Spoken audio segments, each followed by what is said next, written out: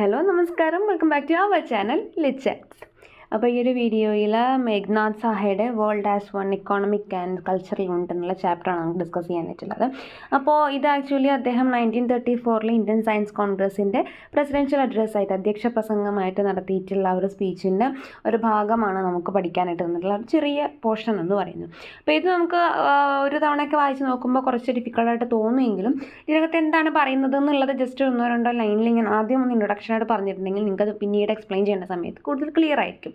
അപ്പോൾ ഇതിനകത്ത് ആദ്യം നമുക്ക് ആ ടൈറ്റിൽ നോക്കുകയാണെങ്കിൽ world as one economic and cultural unit എന്ന് പറയണം. അതോടെ ഇത്ര ഉദ്ദേശിക്കുന്നുള്ളൂ, ലോകത്തിനെ മൊത്തത്തിൽ ഒരു എക്കോണമിക് അല്ലെങ്കിൽ ഒരു കൾച്ചറൽ യൂണിറ്റ് ആയിട്ട് ഒന്നിച്ച് കൺസിഡർ ചെയ്യുക. അതായത് ഓരോ സ്ഥലങ്ങളതിനെ സെപ്പറേറ്റ് ആയിട്ട് കൺസിഡർ ചെയ്യാതെ, അതിപ്പോൾ വർഗത്തിൻ്റെ പേരിലായിക്കോട്ടെ, അല്ലെങ്കിൽ രാജ്യങ്ങളുടെ പേരിലായിക്കോട്ടെ, അല്ലെങ്കിൽ വൻകരകളുടെ പേരിലായിക്കോട്ടെ, അങ്ങനെ പല പല തരത്തിൽ വേർതിരിക്കാതെ അല്ലെങ്കിൽ പല പല യൂണിറ്റുകളായി കൺസിഡർ ചെയ്യാതെ ലോകത്തിനെ മൊത്തത്തിൽ ഒരൊറ്റ കുടക്കീഴിൽ അല്ലെങ്കിൽ ഒരൊറ്റ യൂണിറ്റായിട്ട് കൺസിഡർ ചെയ്ത് കാര്യങ്ങളെക്കുറിച്ച് അല്ലെങ്കിൽ ഭാവിയെക്കുറിച്ച് നമ്മൾ ഡിസ്കസ് ചെയ്യുകയാണെങ്കിൽ നമ്മുടെ എഡ്യൂക്കേഷൻ സിസ്റ്റവും കാര്യങ്ങളൊക്കെ അതിനനുസരിച്ച് പ്രോപ്പറായ രീതിയിൽ മാറ്റം വരുത്തുകയാണെന്നുണ്ടെങ്കിൽ എല്ലാ മേഖലകളിലും നമുക്ക് പ്രത്യേകിച്ച് പ്രശ്നങ്ങളും കാര്യങ്ങളും അല്ലെങ്കിൽ ദാരിദ്ര്യം, അതുപോലത്തെ കമ്മ്യൂണലായിട്ടുള്ള പ്രശ്നങ്ങളായിക്കോട്ടെ അല്ലെങ്കിൽ പൊളിറ്റിക്കലായിട്ടുള്ള പ്രശ്നങ്ങളായിക്കോട്ടെ, അതിനൊക്കെയും ഒരുപാട് സൊല്യൂഷൻസ് കാണാനായിട്ട് സാധിക്കും എന്നാണ് ഇതിനകത്ത് മെയിനായിട്ടും പറയുന്നത്. അതേപോലെ തന്നെ നമുക്ക് ആ ഒരു മിഡീവൽ കാലഘട്ടത്തിലുള്ള ചിന്താഗതികളിൽ നിന്ന് അല്ലെങ്കിൽ ആ രീതിയിലുള്ള എഡ്യൂക്കേഷൻ സിസ്റ്റത്തിൽ നിന്നൊക്കെ നമ്മൾ മാറേണ്ടുന്ന ഒരു കാലഘട്ടം അത് അതിക്രമിച്ചിട്ടുണ്ട്. അതേപോലെ തന്നെ ആ ഒരു സയൻസിന് ഇമ്പോർട്ടൻസ് കൊടുക്കുക, മിഡീവൽ കാലഘട്ടത്തിലെ ചിന്താഗതിയിൽ നിന്ന് മാറിയിട്ട് കൂടുതൽ സയൻസിന് ഇമ്പോർട്ടൻസ് കൊടുക്കുക, അങ്ങനെ സയൻറ്റിഫിക് ആയിട്ടുള്ള കാര്യങ്ങൾ നമ്മുടെ ലൈഫിൽ അപ്ലൈ ചെയ്യുന്നത് കൊണ്ടുണ്ടാകുന്ന ഗുണങ്ങൾ അല്ലെങ്കിൽ ഇപ്പോൾ നമ്മൾ ഫേസ് ചെയ്യുന്ന പല ക്രൈസിസുകളും എങ്ങനെ അതുവഴി നമുക്ക് റിമൂവ് ചെയ്യാം എന്നൊക്കെയാണ് നമുക്ക് ഇതിനകത്തുനിന്ന് ഒരു ഓൾമോസ്റ്റ് അല്ലെങ്കിൽ മൊത്തത്തിൽ കിട്ടുന്ന ഒരു ഐഡിയ എന്ന് പറയുന്നത്. ഇനി നമുക്ക് ലൈൻ ബൈ ലൈൻ ആയിട്ടാണ് നോക്കാം. The return of the Indian Science Congress to Bombay for the third time after the lapse of 8 years speaks of the large-hearted liberality for which the citizens of Bombay have been distinguished. അപ്പോൾ അദ്ദേഹം പറഞ്ഞു തുടങ്ങുന്നത് നമുക്ക് ഈ സെക്ഷനിൽ പറയാനുള്ള എന്താണെന്ന് വെച്ച് കഴിഞ്ഞാൽ ബോംബെയിലുള്ള ആളുകൾ അല്ലെങ്കിൽ ബോംബെ സിറ്റിസൻസിൻ്റെ ആ ഒരു വിശാല മനസ്കത കാണിക്കുന്നതാണ്. ഒരു ഓൾമോസ്റ്റ് ഒരു 8 ഇയേഴ്സിന് ശേഷം വീണ്ടും റീസ്റ്റാർട്ട് ചെയ്തിട്ടുള്ള ഇന്ത്യൻ സയൻസ് കോൺഗ്രസിൻ്റെ ആ ഒരു സിറ്റുവേഷനിൽ ഈ മൂന്നാമത്തെ തവണയാണ് ആ ഒരു 8 വർഷത്തിന് ശേഷം അത് വീണ്ടും തിരിച്ചു വരണം അല്ലെങ്കിൽ ആ ഒരു റിട്ടേൺ ചെയ്ത് വരികയാണ്. അപ്പോൾ അതിൻ്റെ മെയിൻ പുറകിൽ നിൽക്കുന്ന കാര്യം എന്ന് പറയുന്നത് ബോംബെയിലെ സിറ്റിസൻസിൻ്റെ ആ ഒരു നല്ല മനസ്സാണ് എന്ന് പറഞ്ഞിട്ടാണ് അദ്ദേഹം ആ ഒരു സെക്ഷൻ സ്റ്റാർട്ട് ചെയ്യുന്നത്. On this occasion, especially on behalf of the scientists assembled here, I have to convey to the hosts our heartfelt thanks for the ready response which they made to our call of distress. അപ്പോൾ അദ്ദേഹം അവിടെ വന്നിട്ടുള്ള വേദിയിലിരിക്കുന്ന അല്ലെങ്കിൽ അവിടെ എത്തിച്ചേർന്നിട്ടുള്ള എല്ലാവരോടും അല്ലെങ്കിൽ ഹോസ്റ്റുകളുടെ അടുത്തൊക്കെ അദ്ദേഹത്തിൻ്റെ നന്ദി പ്രകടിപ്പിക്കുകയാണ്. അതായത് ഇങ്ങനെ ഒരു സിറ്റുവേഷനിലേക്ക് വീണ്ടും തിരിച്ചു വന്നത്. അപ്പോൾ നമുക്കറിയാം 8 വർഷത്തിന് ശേഷം തിരിച്ചു വരുന്ന ആ ഒരു സിറ്റുവേഷനിലാണ് അദ്ദേഹം നിൽക്കുന്നത്. അല്ലെങ്കിൽ ഇന്ത്യൻ സയൻസ് കോൺഗ്രസ് 8 വർഷത്തിന് ശേഷം വീണ്ടും റിട്ടേൺ ചെയ്ത് വരുന്ന ഒരു അവസരമാണ്. അപ്പോൾ ആ ഒരു സമയത്ത് അദ്ദേഹത്തിൻ്റെ നന്ദി പ്രകടിപ്പിക്കുന്നതാണ് നമുക്ക് ആദ്യമായിട്ട് കാണാനുള്ളത്. I have further to remind my colleagues that today at Bombay, the Science Congress attains the legal age for the majority when we shall be quiet within our rights to claim for the Congress. അപ്പോൾ അദ്ദേഹം പറയുകയാണ്, നമുക്ക് ഇപ്പം നമ്മുടെ ആ ഒരു season അനുസരിച്ച് അല്ലെങ്കിൽ ഇത്രയും വർഷങ്ങളായതുകൊണ്ട് തന്നെ നമ്മുടെ എല്ലാവർക്കും അല്ലെങ്കിൽ നമ്മുടെ ആ ഒരു ഇന്ത്യൻ സയൻസ് കോൺഗ്രസ്സിന് ആ ഒരു മെജോറിറ്റി കിട്ടാനുള്ള അല്ലെങ്കിൽ ഒരു ലീഗൽ ഏജ് ആയിട്ടുള്ള അല്ലെങ്കിൽ ഒരു ലീഗൽ ഏജിലേക്ക് എത്തുന്ന സിറ്റുവേഷനിലേക്ക് നമ്മൾ എത്തിയിട്ടുണ്ട്. കാരണം ഫ്രഷായിട്ട് ഇപ്പോൾ സ്റ്റാർട്ട് ചെയ്തതല്ല, നമുക്കതിൻ്റെ മെച്യൂരിറ്റിയും കാര്യങ്ങളൊക്കെ ആയിട്ടുള്ളൊരു സംഘടനയാണ് എന്നുള്ള രീതിയിലാണ് അദ്ദേഹം പറയുന്നത്. From the state as well as from the public those rights and privileges which are enjoyed by similar associations in other countries of the world. അപ്പോൾ അദ്ദേഹത്തിൻ്റെ കൊളീഗ്സിനോട് കൂടെയുള്ള ഒരു അസോസിയേഷൻ്റെ കീഴിൽ അല്ലെങ്കിൽ കോൺഗ്രസിന് കീഴിലുള്ള ആളുകളെടുത്ത് പറയുകയാണ്, നമ്മുടെ പോലെയുള്ള മറ്റുള്ള സംഘടനകൾക്ക് ഇതേപോലെ തന്നെ മറ്റ് പല സ്ഥലങ്ങളിലും വർക്ക് ചെയ്യുന്ന അല്ലെങ്കിൽ മറ്റ് സ്ഥലങ്ങളിലും നിലനിൽക്കുന്ന സംഘടനകൾക്കൊക്കെയും ഒരുപാട് പ്രിവിലേജുകളും കാര്യങ്ങളും സൗകര്യങ്ങളും ഒക്കെ അല്ലെങ്കിൽ അവകാശങ്ങളും ഒക്കെ സ്റ്റേറ്റിൻ്റെ ഭാഗത്തു നിന്നായിട്ടുണ്ടെങ്കിലും അങ്ങനെ ഏത് തരത്തിലുള്ള കാര്യത്തിലാണ് പബ്ലിക്കിൻ്റെ ഭാഗത്തു നിന്നാണെങ്കിലും ഒക്കെ കിട്ടിയിട്ടുണ്ട്. പക്ഷെ നമുക്കാണ് അതിൻ്റെ കേസിലൊക്കെ കുറച്ച് കുറവ് വന്നിട്ടുള്ളത്. അപ്പോൾ നമുക്ക് ഇത്രയും ആ ഒരു ലീഗലി ഒരു മെച്യൂരിറ്റി ആയിട്ടുള്ള ഒരു സംഘടന എന്നുള്ളതിൻ്റെ പേരിൽ നമുക്കും തീർച്ചയായിട്ടും ആ ഒരു അക്സെപ്റ്റൻസ് അല്ലെങ്കിൽ അവിടെ മറ്റുള്ളവർക്ക് കിട്ടുന്നത് പോലെയുള്ള അവകാശങ്ങളും അതേപോലെ തന്നെ അതുപോലെയുള്ള പ്രിവിലേജുകളും ഒക്കെ നമുക്കും കിട്ടേണ്ടതുണ്ട്. അതിനുവേണ്ടി നമ്മൾ പ്രവർത്തിക്കേണ്ടതുണ്ട് എന്ന് അദ്ദേഹത്തിൻ്റെ കൊളീഗ്സിൻ്റെ അടുത്ത് പറയുകയാണ്. But of these demands I shall speak only during the concluding part of my address. അപ്പോൾ അദ്ദേഹത്തിന് എന്തൊക്കെ ഡിമാൻഡുകളാണ് അവർക്ക് വേണ്ടിയിട്ട് സംസാരിക്കാനുള്ള അല്ലെങ്കിൽ പുറത്തേക്ക് പറയാനുള്ളത് എന്നൊക്കെ അദ്ദേഹത്തിന് പറയാനുണ്ട്. പക്ഷെ അതൊക്കെ ലാസ്റ്റ് പറയാമെന്നാണ് അദ്ദേഹം പറയുന്നത്. At present, the fact is slowly dawning on the public that the world is fast becoming one economic unit.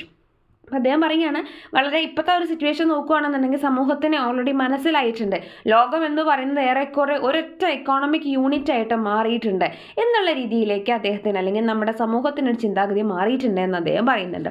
A crash in Wall Street leads to a strike in Bombay mills and unemployment in Lancashire leads to fall in the price of jute in Bengal. അപ്പോൾ അദ്ദേഹം പറഞ്ഞതെന്ന് വെച്ച് കഴിഞ്ഞാൽ വേറെ എവിടെയെങ്കിലും ഇപ്പോൾ UK-യിലോ US-യിലോ ഒക്കെ നടന്നിട്ടുള്ള എന്തെങ്കിലും ഒരു പ്രശ്നങ്ങളുടെ പേരിൽ അവിടെ നടക്കുന്ന കാര്യങ്ങൾ പോലും എവിടേക്ക് അഫക്റ്റ് ചെയ്യുന്നുണ്ട്, നമ്മുടെ ബോംബെയിലായിക്കോട്ടെ നമ്മുടെ ബംഗാളിലായിക്കോട്ടെ നടക്കുന്ന ഒരു വിപണിയെയും അല്ലെങ്കിൽ അവിടുത്തെ നടക്കുന്ന പലതരം ട്രേഡുകളെയും കാര്യങ്ങളെയൊക്കെ ബാധിക്കുന്നുണ്ട്. നമ്മളുമായി ഡയറക്റ്റ് റിലേറ്റഡ് അല്ലാത്ത അല്ലെങ്കിൽ തൊട്ടടുത്ത് നടന്നിട്ടില്ലാത്തൊരു ഇൻസിഡൻറ്റ് US-ലോ UK-യിലോ നടന്നിട്ടുള്ളതായിരിക്കും. പക്ഷെ അതിൻ്റെ സ്ട്രൈക്ക് ആണെന്നുണ്ടെങ്കിലും അല്ലെങ്കിൽ അതിൻ്റെ ഒരു വിലയുടെ കുറവാണെങ്കിലും കൂടുതലാണെങ്കിലും അതൊക്കെയും നമ്മുടെ മേഖലകളിൽ അല്ലെങ്കിൽ നമ്മുടെ ഏരിയകളിൽ വരെ അതിനെ ബാധിക്കുന്നതായിട്ട് നമുക്ക് കാണാൻ സാധിക്കുന്നുണ്ട്. അതൊരു മൊത്തത്തിലൊരു എക്കോണമിക് യൂണിറ്റ് ആയിട്ട് മാറിയതിൻ്റെ ഒരു പ്രതിഫലനമാണ് എന്നാണ് അദ്ദേഹം പറയുന്നത്. And ultimately to Hindu Muslim rights. അങ്ങനെ ഇത്തരത്തിലുള്ള കച്ചവടം റിലേറ്റഡ് ആയിട്ടുള്ള കാര്യങ്ങളായിക്കോട്ടെ, അങ്ങനെ വിപണികൾ വെച്ചിട്ടുള്ള പ്രശ്നങ്ങളായിക്കോട്ടെ, ഇതൊക്കെയും അവസാനം എത്തിച്ചേരുന്നത് എന്തിലായിരിക്കും, ഹിന്ദു മുസ്ലിം റൈറ്റ്സ് പോലെയുള്ള കമ്മ്യൂണലായിട്ടുള്ള പ്രശ്നങ്ങളിലേക്ക് അവസാനം എത്തിച്ചേരുന്ന സിറ്റുവേഷൻ നമുക്ക് കാണാനായിട്ട് സാധിക്കുന്നുണ്ട്. A prosperous year in India leads to increased consumption of foreign goods. അപ്പോൾ അതേപോലെ തന്നെ ഇന്ത്യയിൽ വളരെ നല്ലൊരു പ്രോസ്പെറസ് ആയിട്ടുള്ള അത്യാവശ്യം നല്ല സാമ്പത്തികമായിട്ട് നല്ല ഉന്നമനമുള്ള ഒരു കാലഘട്ടമാണെങ്കിൽ അവിടെയും ഉയർച്ച വരുന്നത് ആർക്കാണ്, ഫോറിൻ ഗുഡ്സിൻ്റെ പുറത്തുനിന്ന് വന്നിട്ടുള്ള സാധനങ്ങളുടെ ആണ് കൺസംഷൻസ് അല്ലെങ്കിൽ യൂസേജ് ആണ് അതിലും കൂടുന്നതായിട്ട് നമുക്ക് കാണാൻ സാധിക്കുന്നത്.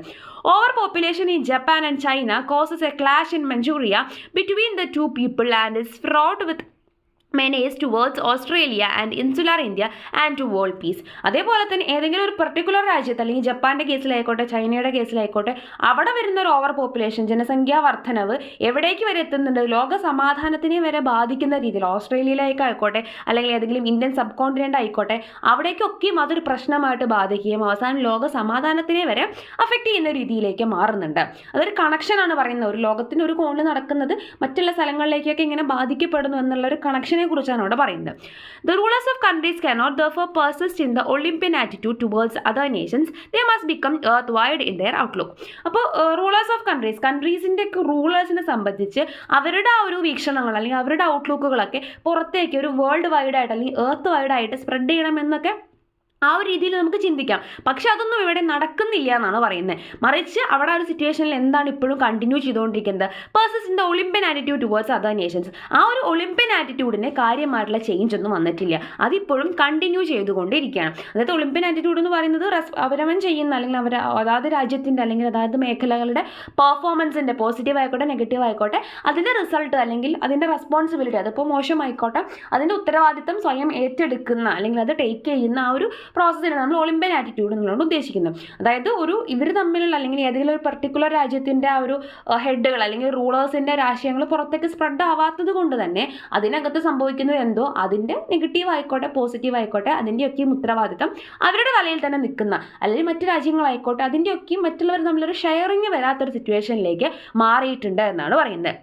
But this is prevented by the present worldly system of education which seeks to perpetuate the medieval mind and brings only a small percentage of the population under the humanizing influence of science. അപ്പോൾ ഇതിൻ്റെയൊക്കെയും കാരണമെന്ന് പറയുന്നത് എന്താണ്, ആ ഒരു presently നമുക്ക് കാണാൻ സാധിക്കുന്ന ഒരു വിദ്യാഭ്യാസ സമ്പ്രദായത്തിൻ്റെ കുറവ് കൊണ്ടാണ്. അപ്പോൾ ആ വിദ്യാഭ്യാസ സമ്പ്രദായം എന്താണ് ചെയ്യുന്നത്, നമ്മുടെ ഒരു മെഡീവിയൽ മൈൻഡിനെ തന്നെയാണ് നിലനിർത്തുന്നത്. ഒരു മെഡീവിയൽ കാലഘട്ടത്തിലുള്ള ഒരു ചിന്താഗതികളും കാര്യങ്ങളും തന്നെ ഇപ്പോഴും തുടർന്നുകൊണ്ടിരിക്കുന്ന, സയൻസിനൊന്നും കാര്യമായി ഇമ്പോർട്ടൻസ് കൊടുക്കുന്നുണ്ടെങ്കിൽ തന്നെ വളരെ ചെറിയ ശതമാനം ആളുകളിലേക്ക് മാത്രം ആ ഒരു സയൻസിൻ്റെ അല്ലെങ്കിൽ ആ ഒരു മാനവികതയുടെയൊക്കെതായിട്ടുള്ള അംശങ്ങൾ കൊണ്ട് എത്തിക്കുന്ന രീതിയിലേക്കാണ് ആ വിദ്യാഭ്യാസ സമ്പ്രദായം ഇപ്പോഴും നിലനിൽക്കുന്നത്.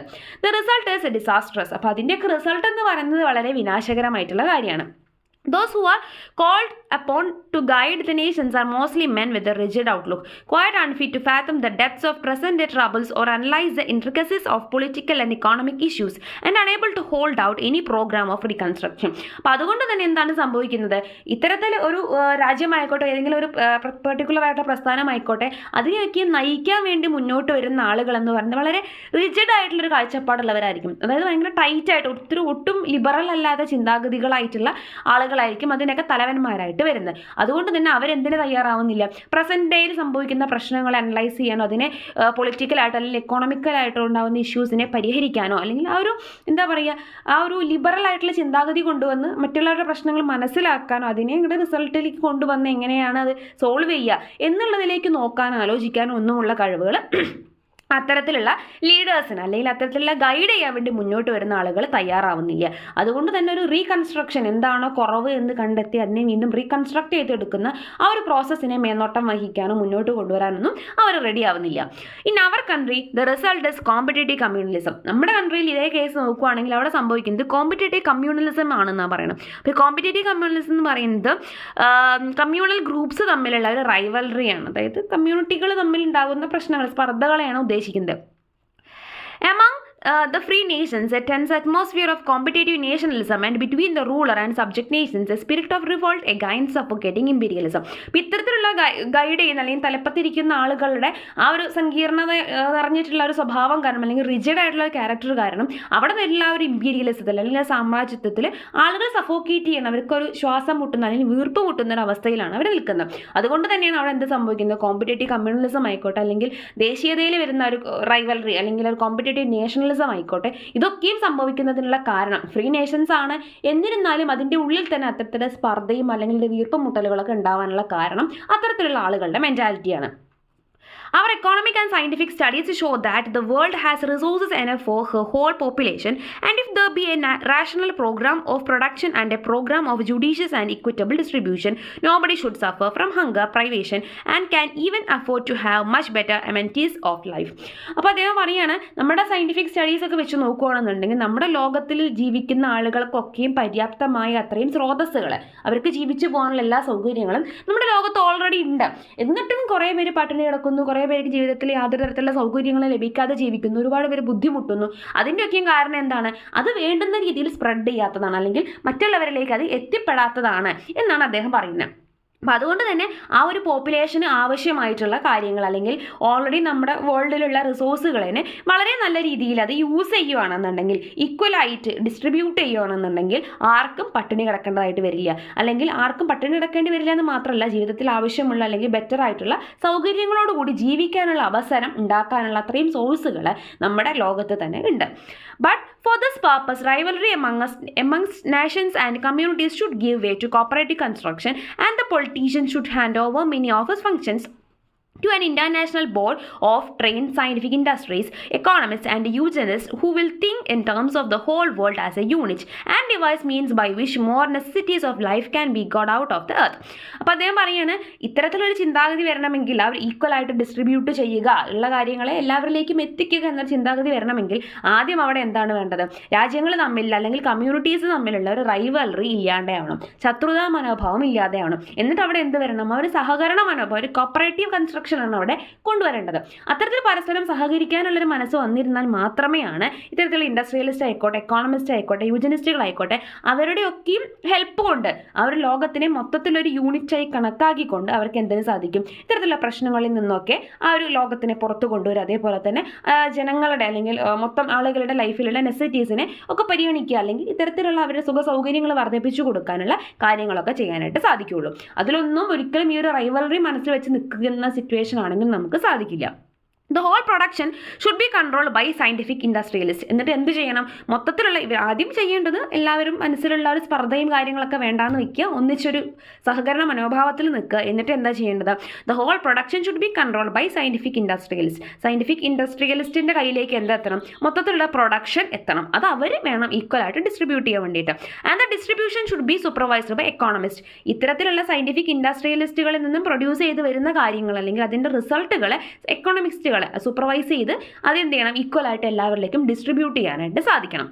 The eugenics should devise means for assigning a fixed quota of population to each geographical unit which it should not be allowed exceed. അപ്പോൾ യൂജനിക്സ് എന്ന് പറയുന്നത് അവർ ഇത്തരത്തിൽ പോപ്പുലേഷൻ്റെ കാര്യത്തിൽ അല്ലാന്നുണ്ടെങ്കിൽ റീപ്രൊഡക്ഷൻ്റെ കാര്യത്തിൽ കൃത്യമായിട്ട്, അതായത് ഓരോ ഏരിയകളിൽ ഈ ഏരിയയിൽ അവരുടെ സൗകര്യങ്ങളും അവരുടെ ആളുകളുടെ എണ്ണവും അനുസരിച്ച് ഈ രീതിക്കാണ് പോപ്പുലേഷൻ വർദ്ധിക്കാൻ പാടുള്ളൂ എന്നുള്ള രീതിക്ക് അനലൈസ് ചെയ്യാൻ വേണ്ടിയുള്ള ടീമിനെയാണ് നമ്മൾ യൂജനിക്സ് എന്നുള്ളത് ഉദ്ദേശിക്കുന്നത്. അപ്പോൾ ഇവിടെ അദ്ദേഹം എന്താ പറയുന്നത്? ഇത്തരത്തിൽ സയൻറ്റിഫിക് ഇൻഡസ്ട്രിയലിസ്റ്റ് സയൻറ്റിസ്റ്റുകൾ പ്രൊഡ്യൂസ് ചെയ്യുന്ന കാര്യത്തിന് എക്കോണമിസ്റ്റുകൾ നല്ല രീതിയിൽ ഹാൻഡിൽ ചെയ്യണം, ഡിസ്ട്രിബ്യൂട്ട് ചെയ്യണം. എന്നിട്ട് യൂജനിക്സ് എന്ത് ചെയ്യണം എന്നാണ് പറയുന്നത്, അവർ ഓരോ ജിയോഗ്രഫിക്കൽ ഏരിയയിലും അവരുടെ കണ്ടീഷൻസ് അനുസരിച്ച് കൃത്യമായിട്ടൊരു കോട്ട വയ്ക്കുക. അതായത് ഇത്ര പോപ്പുലേഷനെ വരാൻ പാടുള്ളൂ, അതിനെ എക്സീഡ് ചെയ്യാൻ പാടില്ല എന്നുള്ള രീതിയിൽ കൃത്യമായിട്ട് അതിനൊരു കൺട്രോൾ ചെയ്യുന്നൊരു ലെവലിൽ അല്ലെങ്കിൽ ഒരു കണക്കുകൾ കൃത്യമായിട്ട് കീപ്പ് ചെയ്യാൻ വേണ്ടി ശ്രദ്ധിക്കണം. It may seem to be a dream but is perfectly feasible provided the education programme is thoroughly revised. അപ്പോൾ അദ്ദേഹം പറയുന്നത് ഇത് കേട്ടാൽ നമുക്കൊരു തമാശയായിട്ട് അല്ലെങ്കിൽ ഇതൊന്നും നടക്കാൻ പോകുന്നില്ല, അത് കൃത്യമായിട്ട് ഈ ഒരു ഏരിയയിൽ ഇത്ര ഈ ഒരു എമൗണ്ടിലാണ് റീപ്രൊഡക്ഷൻ ഉണ്ടാകാൻ പാടുള്ളൂ, ഇത്രയാണ് കുട്ടികൾ ജനിക്കാൻ പാടുള്ളൂ എന്നൊന്നും പറഞ്ഞ് പോപ്പുലേഷൻ ഇങ്ങനെ കൂടാൻ പാടുന്നൊക്കെ പറഞ്ഞാൽ നടക്കാത്തൊരു കാര്യമായിട്ടൊക്കെ നമുക്ക് തോന്നും.